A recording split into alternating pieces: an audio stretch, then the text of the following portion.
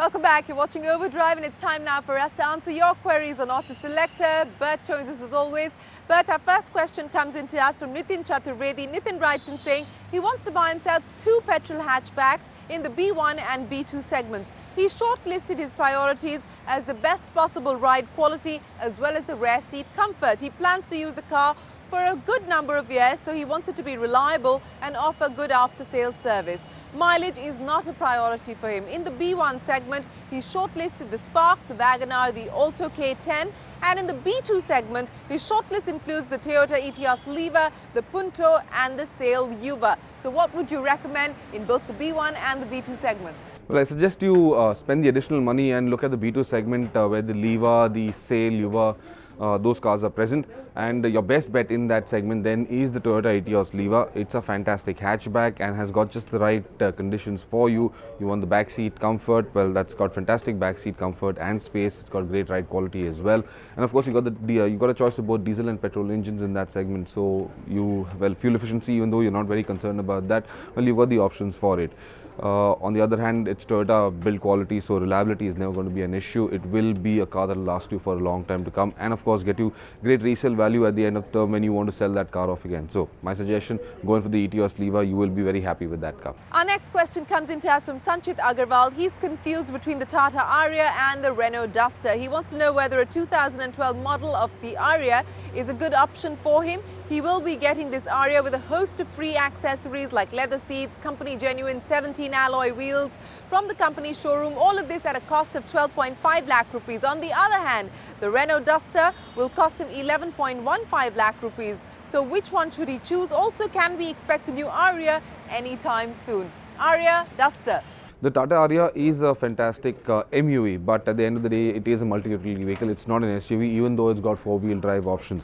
But it's a much more expensive vehicle than the Renault Duster, and though you're getting a lot of those goodies free of cost from the dealership, well, I'd suggest you're still looking at the Duster more closely, because that is a phenomenal SUV. It's got fantastic ride quality, it's got fantastic handling, it's just brilliant almost everywhere. It's built very nicely for the Indian conditions. It's also got this very imposing stature. It looks very great, it looks very good on our roads, and of course that's that diesel, the 1.5 diesel engine that it's got. It's a very torquey engine, fantastic performance and fuel efficiency. Overall, the Duster makes for a much better buy than the Aria in that segment. And our final question comes into us from Punjab. Nalin Bhardwaj writes in saying his dad is planning to buy a diesel sedan. The budget is 10 to 11 lakh rupees.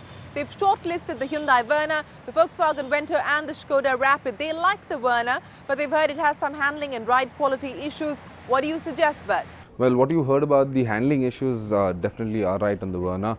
Ride quality though is fantastic. On the handling front, the steering, well, there's just no feedback and feel in that.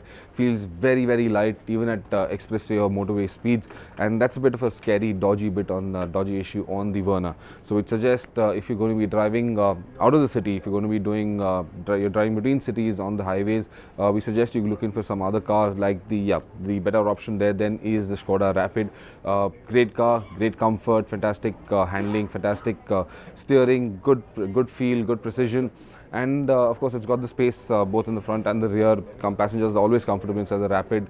Also nice engine mix with the Rapid, both in the diesel and the petrol. Fairly torquey, good performance. The petrol, well, doesn't have a lot of low-end grunt. We're driving it right now as a long-termer, and well, the only issues that we have with the Rapid are of course the lack of low-end grunt and a bit of fuel efficiency concerns. But going for the diesel, and you won't be disappointed with that car. The Rapid also has a good Skoda, as you know, has a very good service network around the country, and I think you should be fairly comfortable and happy with the Rapid more than the Verna, of course. Well, with that, it is time for us to wrap up Autoselector for this week. Remember, keep those questions coming in. Helpdesk@overdrive.co.in. That is our email address.